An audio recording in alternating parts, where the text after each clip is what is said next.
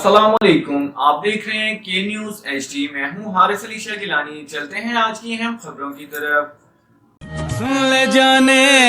Quality product by Khadim's Milk Foods, Sahiwal. رخ کریں گے ساہیوال کا۔ ٹیچنگ اسپتال کینٹین میں ناقص اور غیر معیاری اشیاء کی فروخت مسلسل جاری ہے، مریضوں کی صحت داؤ پر لگ گئی۔ ٹیچنگ اسپتال میں قائم کینٹین پر ناقص، غیر معیاری اور مبینہ طور پر 2 نمبر اشیاء خوردونوش کی فروخت مسلسل کنفرم ہو رہی ہے، جس کے باعث علاج کی غرض سے آنے والے مریض اور ان کے لواحقین کی صحت مزید متاثر ہونے لگی۔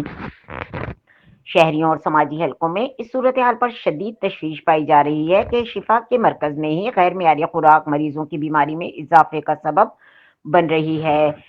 ذرائع اور شہری حلقوں کے مطابق کینٹین کا ٹھیکہ انتہائی مہنگے نرخوں پر دیا جاتا ہے، جس کی قیمت پوری کرنے اور منافع حاصل کرنے کے لیے کینٹین مالکان سستی، ناقص اور غیر معیاری اشیاء فروخت کرنے پر مجبور دکھائی دیتے ہیں۔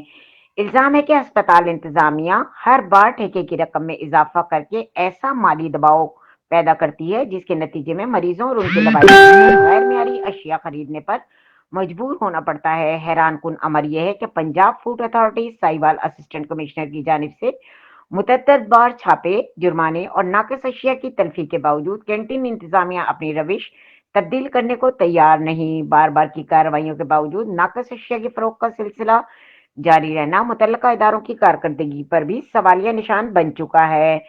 شہریوں نے اعلیٰ حکام سے مطالبہ کیا ہے کہ ساہیوال ٹیچنگ اسپتال جیسے اہم طبی ادارے میں مریضوں کے زندگیوں سے کھیلنے والوں کے خلاف فوری اور سخت کارروائی کی جائے، کینٹین ٹھیکہ نظام کا اثر نو جائزہ لیا جائے اور معیاری خوراک کی فراہمی کو یقینی بنایا جائے تاکہ مریض علاج کے ساتھ ساتھ مزید بیماریاں نہ سکیں۔